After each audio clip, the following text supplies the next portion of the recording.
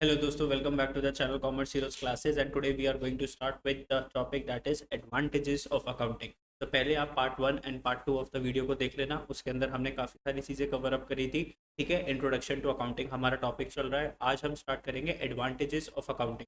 Sir ये जो accounting हमने जो सीखा कि सर ये अकाउंटिंग क्या होती है, डेफिनेशन क्या होती है, सबसे पहले आ जाओ मेरे साथ फटाफट से डेफिनेशन को रिवाइज करते हैं।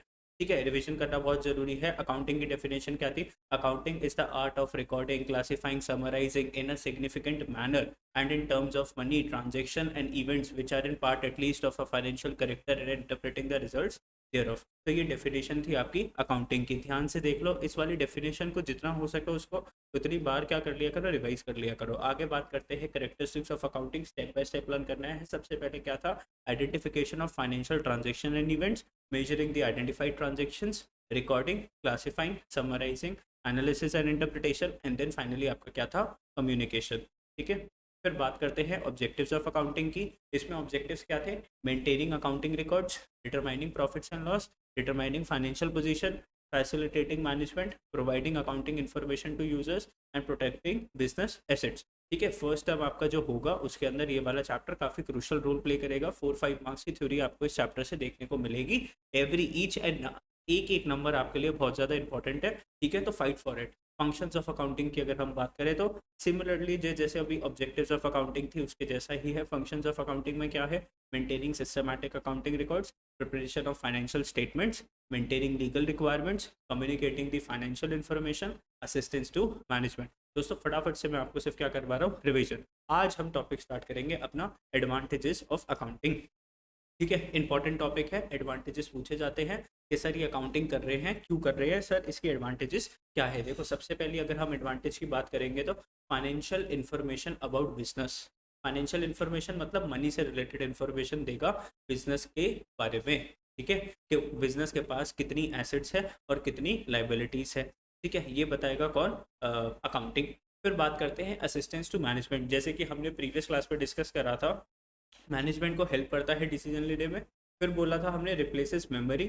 ठीक है, फोर्थ पॉइंट क्या है? Facilitates comparative study. अभी डिटेल में भी पढ़ाऊंगा इन सबको।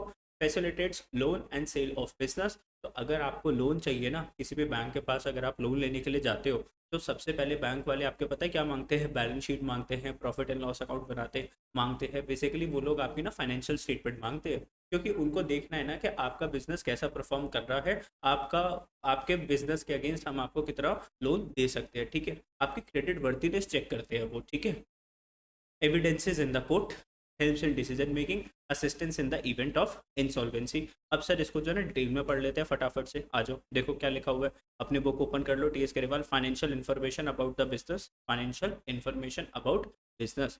तो financial information during the accounting period, that is profit earn और द लॉसेज इनकर्ड। तो फाइनेंशियल पोजीशन बोले तो आपने कितना प्रॉफिट अर्न करा है इस साल और कितना लॉस हो गया। Also the financial position at the end of the accounting period is known through accounting. Assistance to management की अगर हम बात,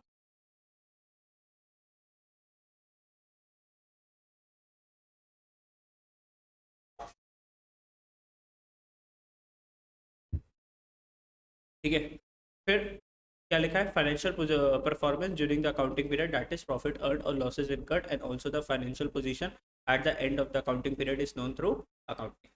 ठीक है, तो प्रॉफिट अर्न वर्ड के ऊपर फोकस करो। प्रॉफिट कितना अर्न करा, लॉसेस आपके बिजनेस ने कितने करे, ऑल्सो आपकी फाइनेंशियल पोजीशन बताता है। असिस्टेंस टू मैनेजमेंट, मैनेजमेंट की हेल्प करना। असिस्टेंस का मतलब हेल्प करना। Management makes business plans. Management क्या बनाती है? प्लान्स बनाती है बिजनेस को रन करने के लिए। टेक्स डिसीजन, डिसीजन लेती है। Exercises control over the affairs on the basis of the accounting information.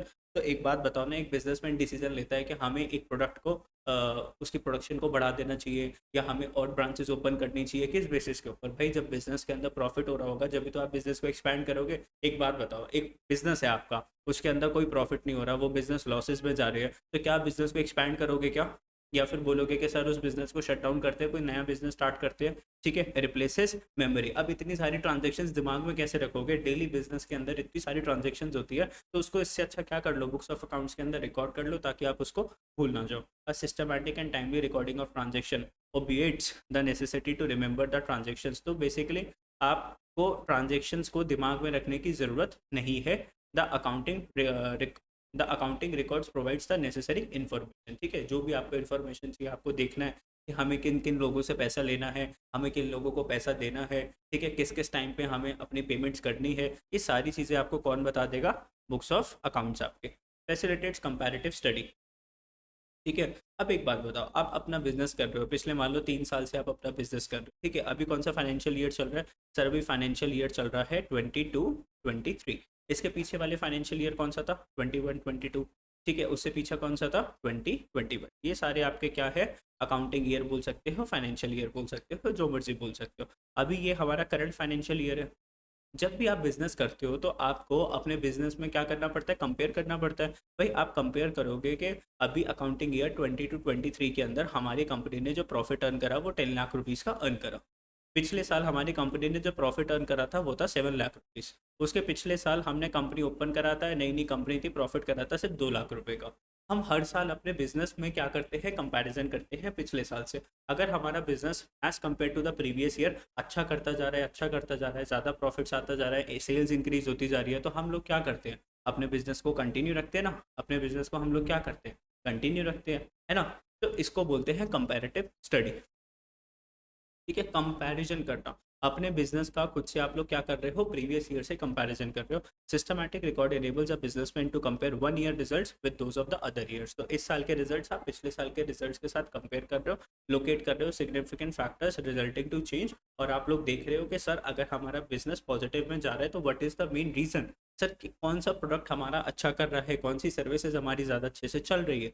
ठीक है, और अगर ये अपोजिट है, अगर बिजनेस में डाउनफॉल आ रहा है, तो what are the factors leading to this downfall? के सर ये जो लॉसेज में कौन कौन से प्रोडक्ट कंट्रीब्यूट कर रहे हैं, तो हम उन प्रोडक्ट को क्या कर देंगे? शट डाउन कर देंगे, उन प्रोडक्ट की मैन्युफैक्चरिंग रोक देंगे, प्रोडक्ट बनाना खत्म कर देंगे।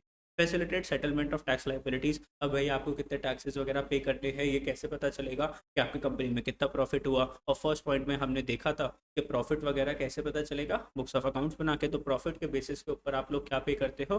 टैक्सेस पे करते हो। Facilitates loan. कल को अगर आप लोन लेने के लिए जाते हो तो सबसे पहले बैंक आपकी फाइनेंशियल पोजीशन पूछता है।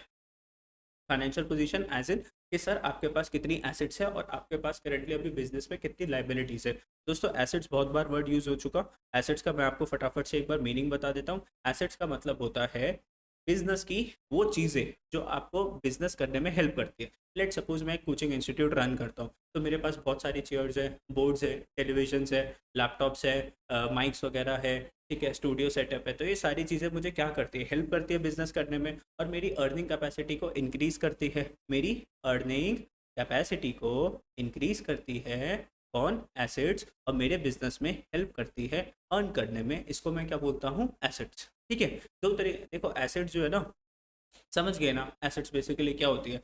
तो एसेट्स तो और भी बहुत सारी चीज़ें होती है, देखो जो लंबे समय तक चलती है, इनकी लाइफ काफ़ी ज़्यादा होती है।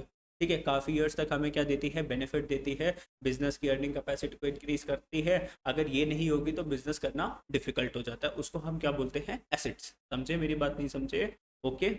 ठीक है, एक होती है पर्सनल एसेट्स, एक होती है बिजनेस एसेट। ध्यान से सुनना, एक होती है पर्सनल एसेट, एक होती है बिजनेस एसेट। मान लो आपके पास 2 कार है, एक कार आप अपने पर्सनल यूज़ के लिए यूज़ करते हो, तुम लोग कॉलेज आने जाने के लिए या स्कूल आने जाने के लिए अपनी कार को यूज़ करते हो, तो वो आपकी कार आपको अर्न करके तो नहीं दे रही ना। लेकिन जो पापा की जो कार है जिससे वो ऑफिस में अप एंड डाउन करते हैं या अपना डेली शॉप पर जाते हैं, ऑफिस में जाते हैं, तो वो बिजनेस पर्पज़ के लिए यूज़ हो रही है, तो उस कार को हम क्या बोलेंगे? एसेट। भाई जो आप पर्सनल यूज़ के लिए कार यूज़ कर रहे हो वो भी एसेट है, लेकिन वो पर्सनल एसेट है। ठीक है, वो अर्न करके नहीं दे रही। पापा की कार क्या कर रही है? अर्न करने में हेल्प कर रही है। ठीक है, उनकी ट्रांसपोर्टेशन में हेल्प कर रही है कार। ओके, चलो अभी इतना ही बताता हूँ। आगे जब हम चैप्टर नंबर 2 करेंगे तो एसेट्स की बहुत सारी क्लासिफिकेशन देखेंगे कि सर करंट एसेट्स क्या होते हैं, नॉन करंट एसेट्स क्या होते हैं, tangible assets, intangible asset, fixed assets, सब कुछ डिस्कस करेंगे। लेकिन अभी मैं सारी की सारी चीज़ एक साथ तो एक वीडियो में नहीं बता सकता। ठीक है, slow and study wins the race. Daily थोड़ा थोड़ा थोड़ा थोड़ा सीखेंगे और एंड टाइम तक हम अकाउंट्स के एकदम क्या बन जाएंगे दोस्तों? एक्सपर्ट, अच्छे से अगर करोगे तो।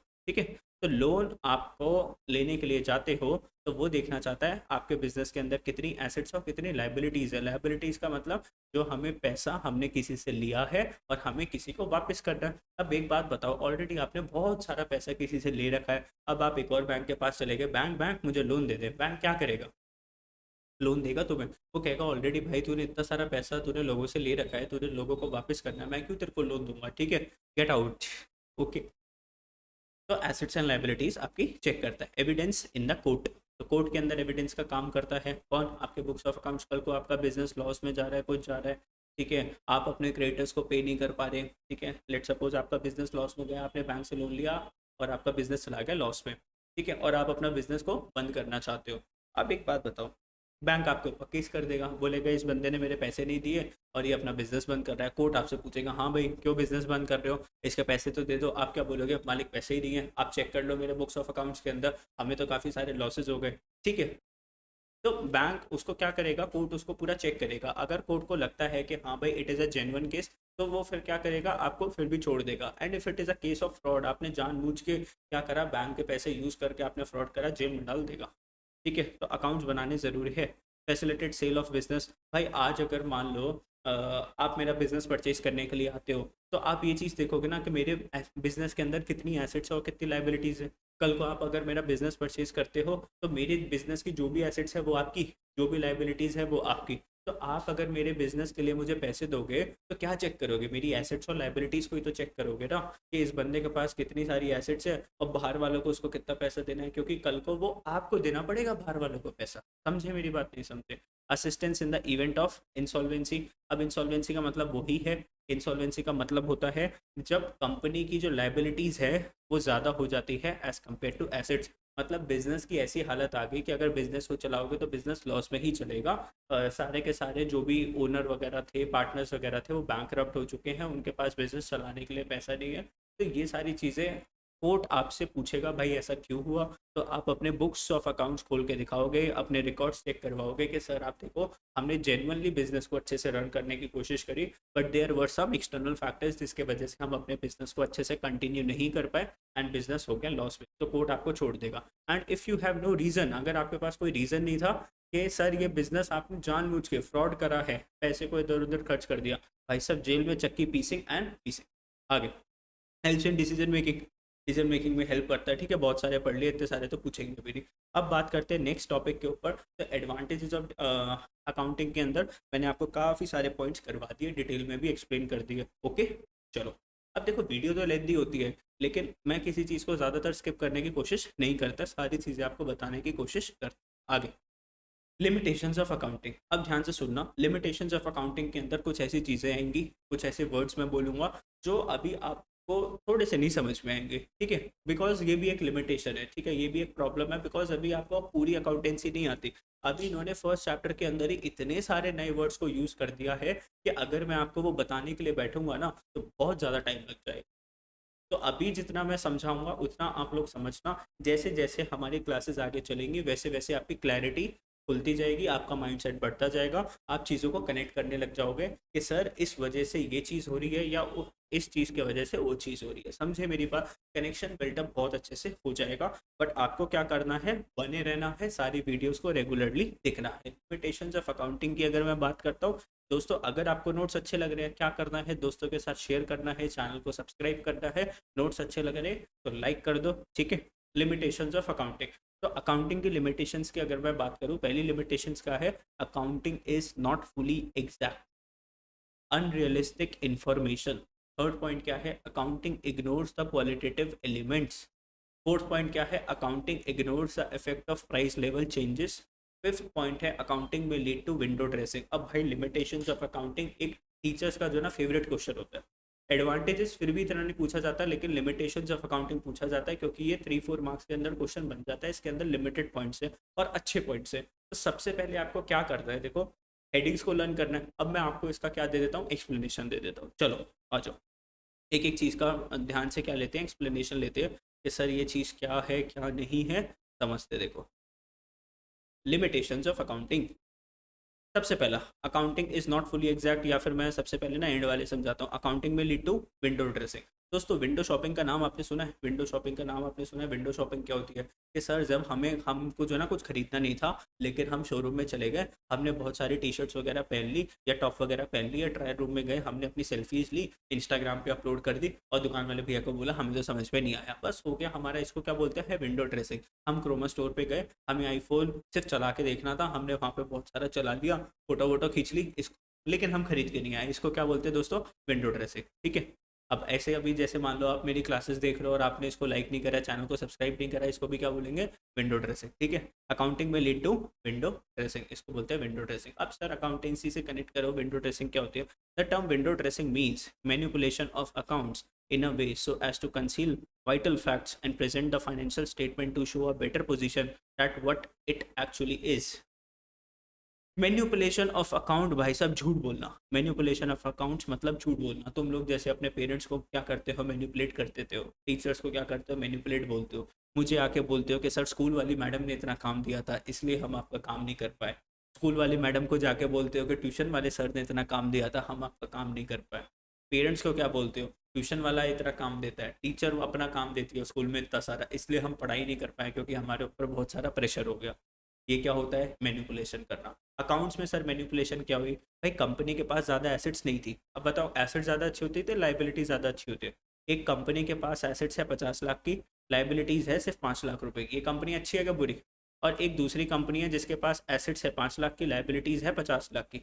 तो एक ये वाली कंपनी है, कंपनी ए, ये वाली कंपनी है, कंपनी बी। ऑब्वियसली कंपनी ए अच्छी है। भाई लाइबिलिटी आपकी कम से कम होनी चाहिए और एसेट्स आपकी ज़्यादा से ज़्यादा होनी चाहिए। एसेट्स आपकी ज़्यादा से ज़्यादा होनी चाहिए, लाइबिलिटीज़ कम से कम होनी चाहिए।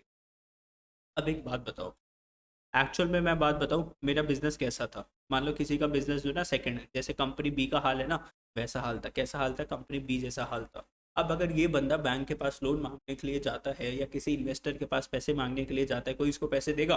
कोई पैसे नहीं देगा। फुर्र करके उसको क्या कर देंगे? भगा देंगे। कहेंगे अब उसके बाद अपनी शक्ल मत दिखा दियो। क्यों? क्योंकि भाई तेरे पास सिर्फ खुद की एसेट्स कितने की है? 5 लाख की, और तुझे लोगों को कितना पैसा दे रहा है? 50 लाख, और तू मेरे से भी पैसा मांगने के लिए आ गया, तो कोई पैसे देगा? नहीं देगा। अब एक बात बताओ, अब मेरी एक्चुअल सिचुएशन तो ऐसी थी बी वाली। अब मैंने इसको क्या कर दिया, थोड़ा सा इसको मैंने चेंज कर दिया। यहाँ पे 5 के आगे लगा दिया 0, और यहाँ पे इस 0 को क्या कर दिया? इरेज। अब मेरी एसेट्स कितने की होगी? 50 लाख की। लाइबिलिटीज कितनी होगी? 5 लाख रुपए की। अब अगर मैं लोन देने के लिए जाऊंगा तो बैंक भी मुझे लोन देंगे, इन्वेस्टर्स भी मेरी कंपनी में पैसा लगा देंगे। इसको क्या बोलते हैं? Manipulation of accounting.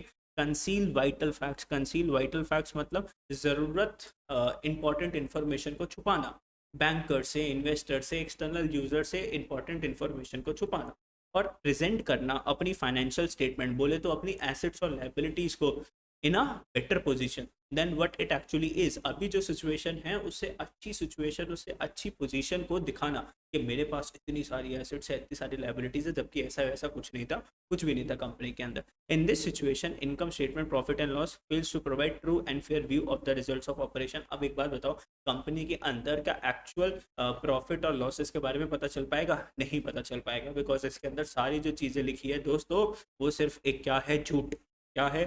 झूठ। समझा दिया। ये वाला तो समझ में आया होगा, पॉइंट नंबर 5। ठीक है, हर चीज़ नहीं समझा पाऊंगा, जो चीज़ समझा पाऊंगा उसको बहुत अच्छे से समझाऊंगा। ठीक है, कुछ ऐसी चीज़ें नहीं समझा पाऊंगा बिकॉज वो आगे चल के जो है ना हमारे कोर्स में आएगी। ठीक है, अभी सारी चीज़ें दिमाग में नहीं जाएगी। Accounting ignores the qualitative elements. का इग्नोर करता है? Qualitative element. इसका मतलब क्या होता है? देखो, accounting is confined to monetary matters only. Accounts में अब तुम्हारा तुम्हारा दोस्त है, वो बहुत सच्चा है, वो बहुत ऑनेस्ट है, बहुत अच्छा है, बहुत केयरिंग है, उसको लिख सकते हो क्या? मेरा दोस्त बहुत अच्छा है, ऑनेस्ट है, केयरिंग है? नहीं लिख सकते।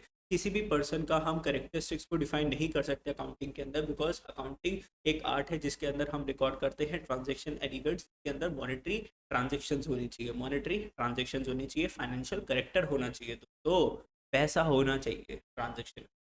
तो accounting is confined to monetary matters only. Accounting सिर्फ किस चीज़ की कर सकते हो? जिसमें पैसा इन्वॉल्व है। Therefore qualitative elements like quality of management, आपकी जो काम करने वाली जो टीम है, आपके जो एम्प्लॉयज़ हैं, उनकी बहुत अच्छी क्वालिटी है, पंचुअल है, ऑनेस्ट है, ठीक है, हार्ड वर्किंग है, आपका स्टाफ अच्छा है, इंडस्ट्रियल रिलेशंस आपके कैसे, इन सब चीज़ों को अकाउंटिंग पूरी तरीके से दोस्तों क्या करती है? इग्नोर करती है। हाँ, लेकिन एक चीज़ बताओ, अगर आपकी ये सारी चीज़ें अच्छी होती है ना, ध्यान से सुनना मेरी बात, अगर आपकी ये सारी चीज़ें अच्छी है, आपका स्टाफ अच्छा है, आपके रिलेशंस अच्छे हैं, पब्लिक के साथ रिलेशंस अच्छे, क्वालिटी है, तो कंपनी की मार्केट में एक ना गुडविल बन जाती है। क्या बनती है? गुडविल। जिस वजह से वो एक्स्ट्रा प्राइजेस ले सकता है। वो चीज़ आपकी हेल्प तो करती है, चाहे आप उसको रिकॉर्ड नहीं कर सकते, लेकिन कहीं ना कहीं अगर एक दूसरी कंपनी है जिसकी रेपुटेशन अच्छी नहीं है, वो सामान 20 का बेच रहा है, लेकिन जो दूसरी कंपनी है उसकी रेपुटेशन अच्छी है, गुडविल अच्छी है, वो उसी सामान को 40 का भी बेच पाता है। जैसे आईफोन कंपनी, वो 80,000 का प्रोडक्ट भी बेचेगी, बिकेगा। रेडमी कंपनी आज अगर बोले कि मैं 80,000 का फ़ोन बेचूंगी, कोई पागल है खरीदेगा 80,000 रुपये का रेडमी वाला फ़ोन? वो क्या बोलेगा, इससे अच्छा तो आईफोन ना ले लो। ठीक है, चलो, पॉइंट नंबर 3 भी 100% आपको समझ में आया होगा। ठीक है, ओके सर जी। पॉइंट नंबर 2 पर आते हैं, अनरियलिस्टिक इन्फॉर्मेशन। चलो, accounting accounting information may not be realistic since accounting statements are prepared following the accounting concepts and conventions. For example, under the going concern concept, it is taken that business will continue for the foreseeable future. Accordingly, assets are recorded at cost and depreciated over their useful life. The assets may not be actually realizable at the book value. अब sir इसको थोड़ा थोड़ा समझाऊंगा आपको, ठीक है? सारी चीज़ें नहीं समझ में आएगी, जितना समझाऊंगा उस चीज़ के ऊपर फोकस करना। ठीक है, अकाउंटिंग इन्फॉर्मेशन में नॉट बी रियलिस्टिक। अकाउंटिंग के अंदर सारी सारी इन्फॉर्मेशन जो है ना रियलिस्टिक नहीं हो सकती। देखो, कहीं ना कहीं हमें इसके अंदर क्या करनी पड़ती है, हमें बजट्स बनाते हैं हम। कभी भी आप बिजनेस को, एक बात बताओ, आप आज अगर सोचते हो कि सर हम एक बिजनेस स्टार्ट करना चाहते हैं, आपके दिमाग में क्या है? आप दोस्त लोग क्या करते हो, थोड़ी सी अकाउंट्स आपकी बुद्धि में जाएगी, आपका थोड़ा सा दिमाग चलेगा, आप बिजनेसेस को समझोगे, तो आप क्या करना चाहोगे? बिजनेस करना चाहोगे। छोटे छोटे बच्चों का आया था ना शार्क टैंक वगैरह, वो चीज़ आपने देखी होगी। तो आपके दिमाग में चला के सर हम थोड़ा बिजनेस करना चाहेंगे, और दिमाग के अंदर आप ना फिगर्स चलाते रहते हो। अब मान लो एक प्रोडक्ट है आपके दिमाग के अंदर, और आपको लग रहा है सर वो जो प्रोडक्ट है ना हम बना लेंगे उसको 100 रुपये का, और सर हम मार्केट में 150 का सेल कर देंगे, 50 का हमारे दिमाग में प्रॉफिट है, और सर हम लगभग लगभग 1000 कस्टमर्स तो हर महीने पहुंच जाया करेंगे, तो 50,000 का हम रेवेन्यू करा करेंगे एवरी मंथ हम 50,000 का प्रॉफिट करा करेंगे। अब बेटा, ये एक्चुअल है कि ये दिमाग में बस तुम ख्याल बना रहे हो sir? It this is only कि सर हमारे दिमाग में ख्याल आ रहे हैं, हम सिर्फ सर थोड़ा सा जो है ना बजट्स बना रहे हैं और थोड़ा सा फोरकास्टिंग कर रहे हैं। हम क्या कर रहे हैं? फोरकास्टिंग कर रहे हैं। क्या ये सब कुछ 100% ठीक होगा कि कुछ गलत होने के चांसेस है? सर गलत होने के चांसेस है। बिजनेसमैन जब भी बिजनेस करता है तो वो कुछ कुछ चीज़ों को अज्यूम करता है, कुछ कुछ चीज़ों को क्या करता है? अज्यूम करता है। वो क्या अज्यूम करता है? मेरे साथ ये सब चीज़ें ठीक होगी, वो होगी, लेकिन सर सिचुएशन आ जाती है कि which are not in our control. जैसे कोविड, ठीक है, किसी बंदे ने मान लो कोविड आने से पहले जनवरी, जैसे कोविड आया मार्च के अंदर, जो लॉकडाउन लगा मार्च 2020 के अंदर लॉकडाउन लगा, किसी बंदे ने जनवरी या फरवरी में बिजनेस स्टार्ट करा, बहुत बढ़िया सा, ठीक है, रेंट पे दुकान वगैरह ली, बहुत अच्छा शॉपिंग मॉल के अंदर एक शॉप वगैरह ली, बिजनेस स्टार्ट करा, करोड़ों रुपए लगा दिए। उस बच्चे बेचारे को क्या पता था कि मार्च के अंदर ऐसे ऐसे कोविड आ जाएगा, लॉकडाउन आ जाएगा, एक्सटर्नल इन्वायरमेंट पूरा ही चेंज हो जाएगा? बोलो, पता था? हम्म।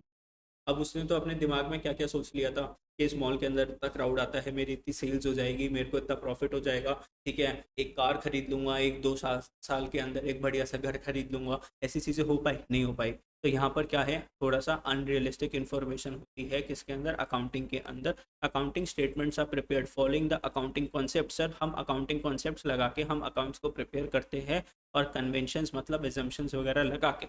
For example, under the going concern concept. Going concern concept क्या होता है? कि बिजनेस हमारा कंटिन्यू होता जाएगा, ठीक है, कभी भी बिजनेस हमारा बंद नहीं हो सकता, इवन इफ ओनर्स वगैरह की डेथ हो जाए। ध्यान से सुनना, गोइंग कंसर्न कॉन्सेप्ट, इसको भी मैं आपको सिखाऊंगा चैप्टर नंबर 3 के अंदर, हम इसको डिटेल में पढ़ेंगे। सर गोइंग कॉन्सेप्ट क्या होता है, सब चीज़ समझाऊंगा। गोइंग कंसर्न कॉन्सेप्ट क्या बोलता है? Business will continue for the foreseeable future, no matter what. उसके किसी पार्टनर की डेथ हो जाए, किसी ओनर की डेथ हो जाए, बिजनेस अपना क्या होता है? हमेशा कंटिन्यू रहता है। बिजनेस को बंद करना है तो कैसे बंद करना है दोस्तों? जब आपने बिजनेस को स्टार्ट करा था तो लीगली डॉक्यूमेंट्स के थ्रू बिजनेस को स्टार्ट करा था, तो बंद भी कैसे करोगे? लीगली डॉक्यूमेंट्स के थ्रू।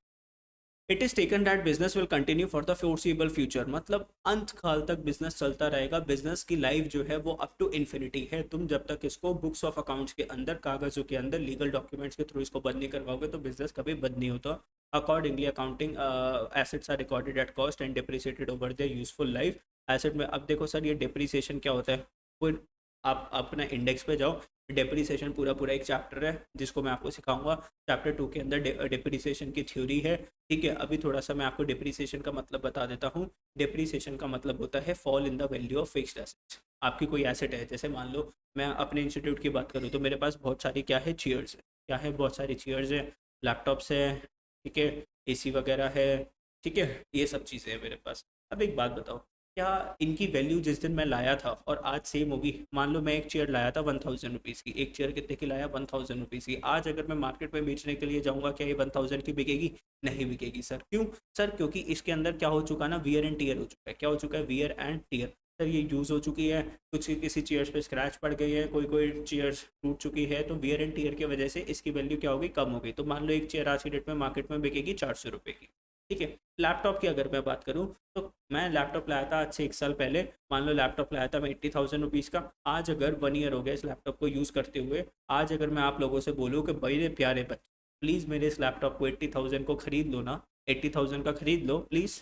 तो आप खरीदोगे क्या? आप बोलोगे सर हम भावुक नहीं होने वाले, हम 80,000 का तो बिल्कुल नहीं खरीदेंगे, 40,000 का देना है तो बताओ। क्यों हो गया? सर टेक्नोलॉजी आपकी पुरानी होगी ना, आपकी टेक्नोलॉजी लैपटॉप की पुरानी होगी। अब नए चिप वाले लैपटॉप आ गए और फास्ट प्रोसेसर वाले लैपटॉप आ गए और फीचर्स आते हैं, तो उसको क्या बोलते हैं? Obsolete technology. कि आपकी टेक्नोलॉजी पुरानी हो गई सर जी। ठीक है। एसी की बात करें, मैंने भाई मेरा एसी एकदम नया का नया, इस रूम में तो मैंने आज तक क्लास ही नहीं ली। अभी 3 महीने पहले एसी खरीदा है। ठीक है। और जिस टीचर के लिए एसी खरीदा वो टीचर ही भाग गया, तो ये रूम तो कभी खुला ही नहीं और एसी पूरा पैक पड़ा हुआ है। आज तक मैंने एसी को यूज़ ही नहीं करा, एक बार भी मैंने उस स्विच को ऑन नहीं करा। तो मैं ये एसी लाया था 40,000 का। प्लीज़ मेरे भाइयों ये एसी 40,000 का खरीद लो ना मेरे से। आपने क्या बोला? नहीं खरीदेंगे।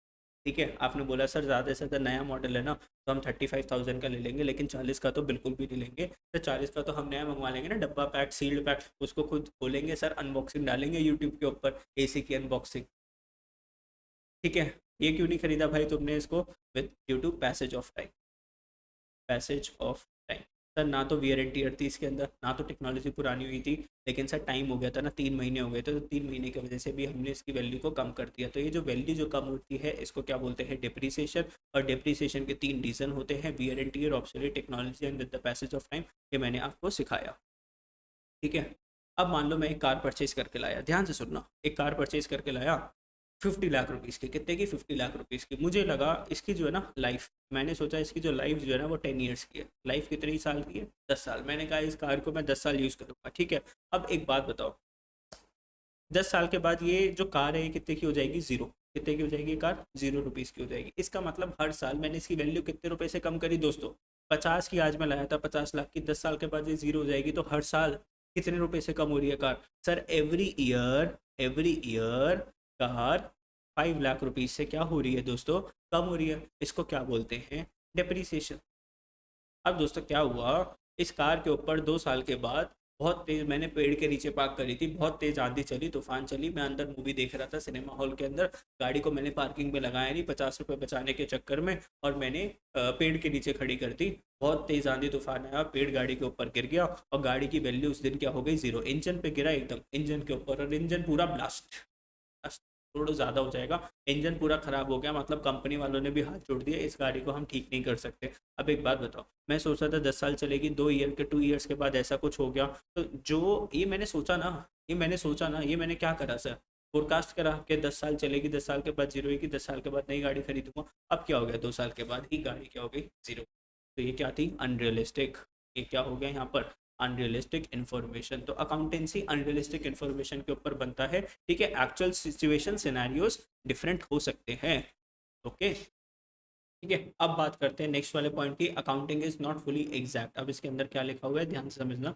Accounting is not fully exact in spite of the fact that most transactions are recorded on the basis of evidence. Accounting fully exact नहीं है, जबकि हम जो भी अकाउंटिंग जो करते हैं वो किसके बेसिस के ऊपर करते हैं?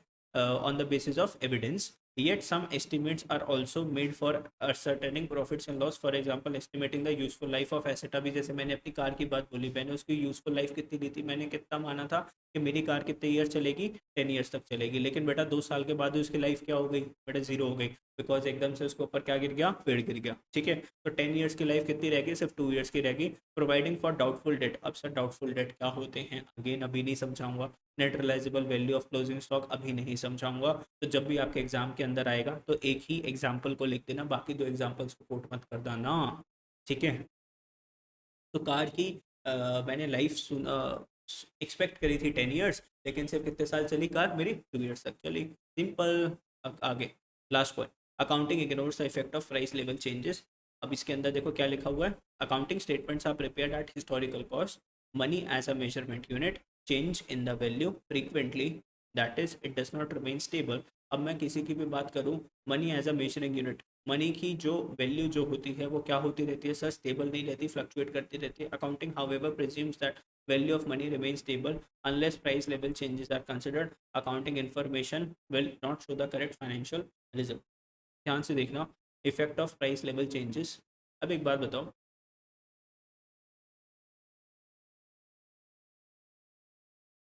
मान लो एक बंदा था जो कि यूएसए में रहता था, वहाँ कहाँ पे रहता था, यूएसए में रहता था, ठीक है, और यूएसए की करेंसी क्या है, डॉलर्स। तुम्हें पता है इंडियन रुपीज़ टू डॉलर्स का प्राइस डेली चेंज होता है, डेली चेंज आता है डॉलर्स और रुपीज़ के प्राइस के अंदर, ठीक है। तो देखो जैसे कि मैं आप लोगों को दिखा देता हूँ एक बार फटाफट से, डॉलर वर्सेस इंडियन रुपी। तो आज का भाव क्या है भाई, अपनी जेब से कितने पैसे देने पड़ेंगे, 79.67 इंडियन रुपीज़ देने पड़ेंगे, 79 रुपीज़ 67 पैसा, तो आपको क्या मिल जाएगा, $1 मिल जाएगा। दोस्तों डेली इस प्राइस के अंदर क्या आता है, फ्लक्चुएशन आता है। डेली इस प्राइस के अंदर क्या होता है दोस्तों, चेंज होता है। सर बता दो एक बार, एग्जांपल दिखा दो। सर मैं दिखा देता हूँ आपको एग्जांपल, जैसे मान लो ये चार्ट ले लो, ठीक है, डेली का इसके अंदर ये 13 अगस्त का प्राइस है, फटाफट से चार्ट के ऊपर, ये 12 अगस्त का प्राइस हो गया, ठीक है, ये 10 अगस्त का प्राइस हो गया, 9 अगस्त का प्राइस हो गया, 8 अगस्त का प्राइस डिफरेंट है, 7 अगस्त का प्राइस, 6 अगस्त का प्राइस डिफरेंट है। तो देखो ये डेली का प्राइस यहाँ पे चार्ट गिवन है, इसका डॉलर टू इंडियन रुपीज़। तो ये कम कब था सर, ये सबसे कम कब था, तो आज से 1 साल पहले की अगर हम बात करें तो 73 रुपीज़ हुआ करता था, 73 रुपीज़ कब, 6 सितंबर 2021 की अगर हम बात करें। तो बेटा डेली का प्राइस चेंज होता है किसका, इंडियन रुपीज़ वर्सेस डॉलर्स का। अब एक बात बताओ, एक बंदा उसने चीज़ को परचेज करा, मान लो यूएसए से मैंने कुछ मंगवाया और मैंने उसको मंगवाया $75, मैंने कितने का मंगवाया उसको, $70। चलो थोड़ा सा इसको ईजी ले देता हूँ, इसको मैंने मंगवाया $10 का, कितने का मंगवाया, $10 का। एक एसेट मंगवाई मैंने, मान लो अपने बिजनेस में यूज़ करने के लिए एक ईयरफोन मंगवाया यूएसए से, सस्ता हो जाएगा ज़्यादा, कितने का मंगवाया, $100 का मंगवाया। उस टाइम मुझे कितने पैसे देने पड़े, मान लो आज से 1 साल पहले मंगवाया तो 73 रुपीज़ देकर $1 मिलता था, तो 73 100 रुपीज़ का मान लो क्या आया, वो ईयरफोन आया। आज अगर मैं बात करूं तो दोस्तों उसकी वैल्यू कितनी है सर, वो $100 की चीज़ थी और आज डॉलर का रेट क्या है, 79, तो वो कितने की होनी चाहिए, 7900। और दोस्तों मैं डिप्रिसिएशन हमेशा किस पे लगाता जा रहा हूँ, 7300 के ऊपर। थोड़ा सा टेढ़ी चीज़ है, अभी नहीं समझ पाओगे, छोटे छोटे बच्चे हो अभी तुम, ठीक है, लेकिन धीरे धीरे मैं आपको क्या करता रह रहा हूँ, इन्फॉर्मेशन दे रहा हूँ, समझो मेरी बात। दोस्तों आपने डिप्रिसिएशन किस अमाउंट पे लगानी स्टार्ट करी थी, 7300 पर, लेकिन आज अगर मैं बात करूँ तो उसी प्रोडक्ट की वैल्यू कितनी होगी इंडियन रुपीज़ में, अगर मैं देखूँ 7900। लेकिन आप तो हर साल जो डिप्रिसिएशन लगा रहे हो उसकी वैल्यू कम कर रहे हो, किस रुपए से कर रहे हो, 7300 से ना। तो अकाउंटिंग इसको ना इग्नोर करता है, किसको, प्राइस लेवल चेंजेस को, ठीक है।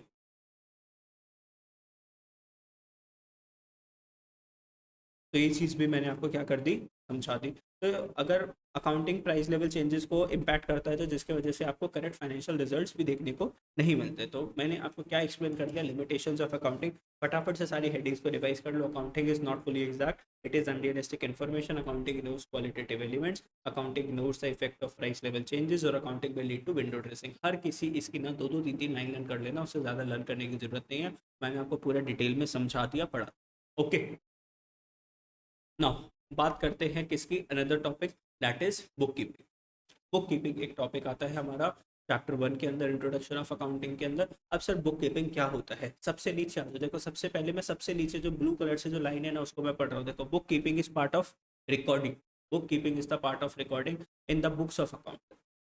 तो आप रिकॉर्डिंग कर रहे हो किसी भी ट्रांजेक्शन्स की, किसके अंदर, books of accounts of the monetary aspect. कौन सा एस्पेक्ट, मॉनेटरी एस्पेक्ट से क्वालिटेटिव इन्फॉर्मेशन हम नहीं लिखते यहाँ पर, कौन सा लिखते हैं, जिसके अंदर सब कुछ पैसे से रिलेटेड होता है, उसी ट्रांजेक्शन और इवेंट को हम रिकॉर्ड करते हैं, of commercial and financial transaction. तो ट्रांजेक्शन कैसी होनी चाहिए, कमर्शियल ट्रांजेक्शन, ठीक है, और फाइनेंशियल करेक्टर भी होना चाहिए उसके अंदर। तो बुक कीपिंग, सीधी सी बात अगर मैं बात बताऊँ क्या होता है, बुक कीपिंग का मतलब है, आज आपने कोई ट्रांजेक्शन करी, आपकी दुकान पे कोई कस्टमर आया, आपने कस्टमर को सेल करा या किसी से आपने कुछ परचेज करा, तो उस ट्रांजेक्शन को जाके आपने अपने बुक्स ऑफ अकाउंट्स के अंदर रिकॉर्ड कर दिया, उसको क्या बोलते हैं, बुक कीपिंग। लेकिन वो ट्रांजेक्शन आपके बिजनेस से रिलेटेड होनी चाहिए, पर्सनल ट्रांजेक्शन नहीं होनी चाहिए। तो बुक कीपिंग, अब सबसे ऊपर से पढ़ना स्टार्ट करो, book keeping is part of accounting, ठीक है।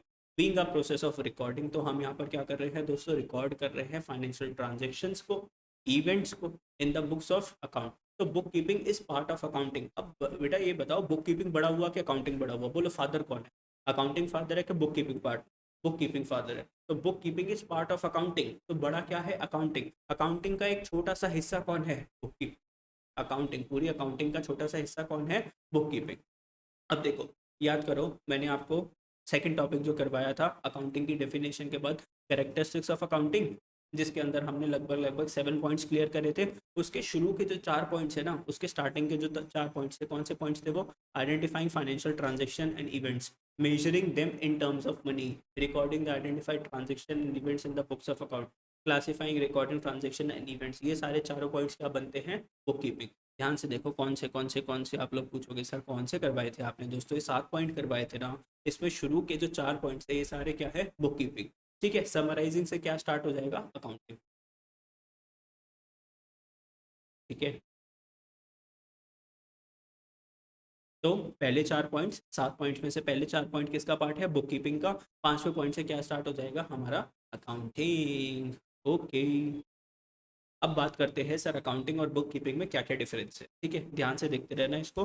मैं यहाँ पे है क्या और बुक कीपिंग का डिफरेंस? यस, चलो यहाँ पे मैं आपको मार्क कर करके दिखा दूंगा ना, बहुत इंपॉर्टेंट है, वेरी इंपॉर्टेंट दोस्तों, वेरी वेरी इंपॉर्टेंट। इस के आने के चांसेस काफ़ी ज़्यादा रहते हैं। बट इस difference between book keeping and accounting, ध्यान से सुन लेना। देखो, book keeping is concern with identifying financial, वही चारों headings, identifying financial transaction, measuring them in money transaction, recording them in books of accounts and classifying them. ये चारों headings किसकी होगी? Book keeping. Accounting is concern with, अब देखो 5वें point से समराइजिंग हो गया, इंटरप्रेटिंग हो गया और कम्युनिकेटिंग हो गया। तो 6th और 7th पॉइंट किस चीज़ के हो गए? अकाउंटिंग के। ठीक है, सबसे पहले कौन सी स्टेज है? सबसे पहले किसके पॉइंट आते हैं ना? बुक कीपिंग के। शुरू के 4 पॉइंट किसके हैं? बुक कीपिंग के। तो प्राइमरी स्टेज कौन सी है? Book keeping. और ये अकाउंटिंग की क्या बनती है? बेसिस। भाई आप अकाउंटिंग जब तक नहीं कर सकते जब तक आपने बुक कीपिंग नहीं करी ना, जब तक शुरू के 4 पॉइंट नहीं हो जाएंगे तो सीधा 5th पॉइंट से थोड़ी ना स्टार्ट कर सकते हो। मैंने आपको बताया था it is a process and process should be followed systematically. तो when you are done with your bookkeeping, only then you can start with your accounting। तो जब आप 4 पॉइंट्स अपने कवर अप कर लोगे उसके बाद ही आप दोस्तों क्या स्टार्ट कर पाओगे? अकाउंटिंग। तो it is secondary stage. It beacons, कहाँ से स्टार्ट होती है? जहाँ बुक कीपिंग एंड हो जाती है sir. Objective of book keeping is to maintain systematic records of financial transaction. Sir systematic record maintain करना है फाइनेंशियल ट्रांजेक्शन्स का, ये क्या है इसका ऑब्जेक्टिव? ठीक है, systematic. The objective of accounting is to ascertain net results of operation. Sir accounting क्यों करते हैं? नेट रिजल्ट्स निकालने के लिए। क्यों करते हैं अकाउंटिंग? नेट रिजल्ट्स निकालने के लिए, फाइनेंशियल पोजीशन देखने के लिए, और फाइनली उस इंफॉर्मेशन को हमें कम्युनिकेट करना है इंटरनल यूजर्स को, एक्सटर्नल यूजर्स को। एक्सटर्नल यूजर्स क्या होते हैं वो मैं आपको पहले डिस्कस कर चुका हूँ। नेचर ऑफ जॉब, सर ये जो बुक कीपिंग है ये रूटीन नेचर की है, डेली हमें बुक कीपिंग करनी है। डेली आपकी जो भी ट्रांजेक्शन हुई है सेल परचेज की, उसको आपको रिकॉर्ड करना पड़ेगा। ये जो जॉब है ये एनालिटिकल और डायनेमिक इन नेचर की होती है। ठीक है, इसके अंदर थोड़े से चेंजेस हो सकते हैं, जब आपका मन चाहे आप इसको कर लो। ऐसा होता है क्या? नहीं सर, एक पंचुअलिटी से आपको क्या करना पड़ता है? सारी इंटरप्रिटेशन एनालिसिस करनी पड़ती है, इन्फॉर्मेशन को कम्युनिकेट करना पड़ता है। और फाइनेंशियल पोजीशन की बात करें तो ये निकलती है 31 मार्च एवरी ईयर। रिजल्ट्स आपको निकालने पड़ते हैं every year, every accounting period आपको रिजल्ट निकालने पड़ते हैं। ठीक है, अब डिपेंड करते हैं कंपनी टू कंपनी। कुछ कुछ कंपनीज 3 मंथ्स के ऊपर क्वार्टरली क्या निकालती है? अपने रिजल्ट्स डिक्लेयर करती है। बड़ी बड़ी कंपनीज, पब्लिक लिमिटेड कंपनीज जो होती है वो 3 महीने के अंदर अपने अकाउंट्स को कंप्लीट करके रिजल्ट्स एवरी ईयर डिस्क्लोज करती है पब्लिक को। परफॉर्मेंस की अगर हम बात करें, it is routine work perform by junior staff. छोटा सा काम है, मैंने क्या बोला था आपको? हमेशा मैं क्या बोलता हूँ? अकाउंट बनाने के, अकाउंटिंग करने के, जीवन में अगर आपको अकाउंटेंट बनना है तो दोस्तों 15,000 रुपये पर मंथ की सैलरी पे लगोगे। अगर आपको एनालिसिस करनी है, इंटरप्रिटेशन करना है तो आपको लगेगी 1 लाख रुपये पर मंथ की जॉब।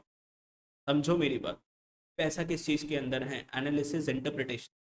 ठीक है, कम्युनिकेशन में पैसा नहीं है। Analysis and interpretation. कम्युनिकेशन क्या होती है? वो तो सिर्फ इन्फॉर्मेशन डिस्प्ले ही तो करती है, तो वो तो कोई मोटा काम नहीं है। एनालिसिस एंड इंटरप्रिटेशन के पैसे मिलते हैं दोस्तों आपको अकाउंटिंग के प्रिपरेशन के। 15 से 20 हज़ार रुपये की आपकी जॉब मिलती है, जिसके अंदर आपको टैली वैली सॉफ्टवेयर होते हैं, जिसके अंदर आपको अकाउंट बनाने पड़ते हैं। अभी आपको ऐसे अकाउंट नहीं बनाने पड़ते सॉफ्टवेयर से, आपको सिर्फ इन्फॉर्मेशन उसके अंदर इंस्टॉल करनी है, ऑटोमेटिकली अकाउंट बन के आती है। समझो?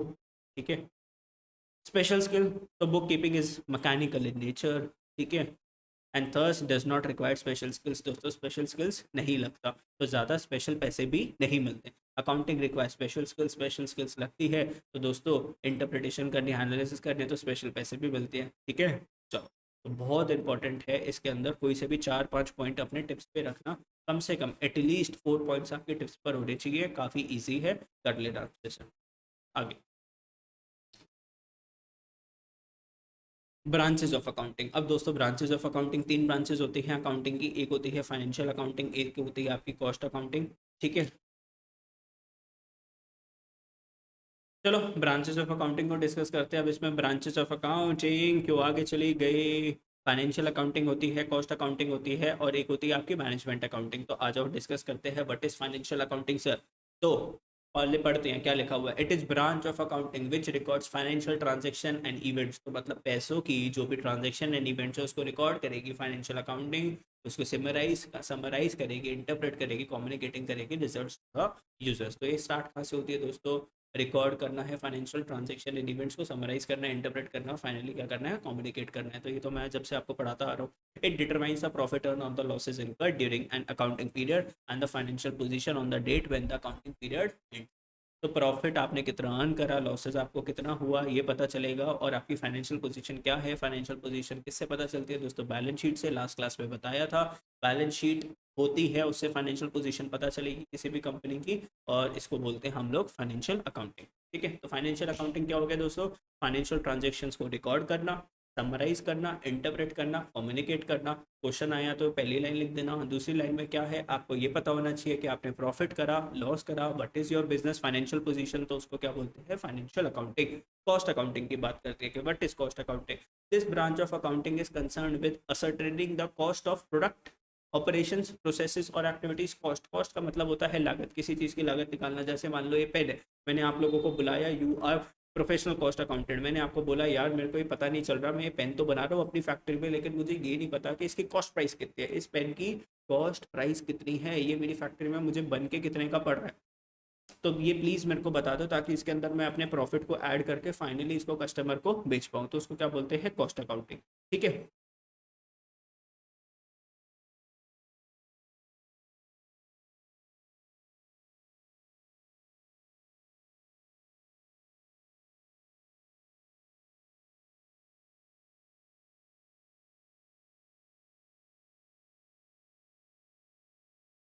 ठीक है, तो branch of accounting is concern with ascertaining the cost of product, operation, processes और activities. Cost of product, operations, कितने ऑपरेशंस हुए इसके ऊपर, कितना मैन्युफैक्चरिंग का प्रोसेस लगा। It is branch of accounting which deals with recording cost, इसकी लागत को रिकॉर्ड करना। ठीक है, कॉस्ट कितनी लगी इसके ऊपर, with the objective of ascertaining, reducing and controlling cost. कभी कभार क्या होता है, अब तुमने मेरे को बताया कि सर आप ये पेन में इतनी कॉस्ट पड़ रही है आपको, तो मुझे क्या करना है, इस कॉस्ट को कम करना है। मेरा कॉम्पिटिटर की जो कॉस्ट है इस पेन को बनाने की वो कम है, तो मैं आपसे क्या बोलूँगा, भाई मेरे को बताओ कहाँ पे मैं कॉस्ट ज़्यादा लगा रहा हूँ, इसकी कॉस्ट मुझे क्या करनी है, कम करनी है, ताकि मैं ज़्यादा से ज़्यादा प्रॉफिट क्या कर पाऊँ, अर्न कर पाऊँ। तो आपकी कॉस्ट कम होनी चाहिए, ताकि आप प्रॉफिट ज़्यादा कस्टमर से लेके हाई प्राइजेस के ऊपर सेल कर पाओ। ठीक है, ब्रांचेज ऑफ अकाउंटिंग की बात करते हैं तो लास्ट ब्रांच आती है management accounting. It is most recent developed branch of accounting. It is concern with generating accounting information relating to funds, cost, profits, as it enables the management in decision making। ठीक है, it is concern with generating accounting information. Information कौन generate करता है, management. कौन बनाता है accounting information, management. किसके related, company के पास कितना पैसा है, कितनी कॉस्ट लग गई इन सारे बिजनेस को करने में, कंपनी को पूरा इस साल कितना प्रॉफिट हुआ, क्यों चाहिए इन सबको मैनेजमेंट को, भैया डिसीजन लेना है। We may say that management accounting addresses the needs of single user group, that is management. ठीक है, ये लोग किसकी चीज़ के लिए काम करते हैं, अपने खुद के लिए, मैनेजमेंट के लिए। Because management is answerable to owners and owners are answerable to the banks, to the public, जिनसे हमने क्या ले रखा है, पैसा ले रखा है। भाई मैनेजमेंट आंसर देता है, जवाब देता है मालिक को, मालिक जवाब देता है जिन जिन लोगों से उसने पैसा ले रखा है। समझो मेरी बात को। ठीक है, मैनेजमेंट का काम है बिजनेस में प्रॉफिट अर्न करना। ठीक है, प्रोडक्ट्स को अच्छे से सेल करवाना, सेलिंग इंक्रीज करना। चलो, इसी तरह से हम क्या करते हैं, इस वीडियो को बंद करते हैं। ब्रांचेस ऑफ अकाउंटिंग तक हमने कंप्लीट करा। एक और वीडियो आएगी जिसके अंदर हम लास्ट कुछ चर्चा है वो ख़त्म कर लेंगे, और आपका चैप्टर नंबर 1 कंप्लीट हो जाएगा। आई होप आपको वीडियो काफ़ी अच्छी लगी दोस्तों के साथ क्या कर दो, शेयर कर दो, चैनल को सब्सक्राइब कर दो। अच्छा लग रहा है ना, ठीक है, चलो बाय बाय।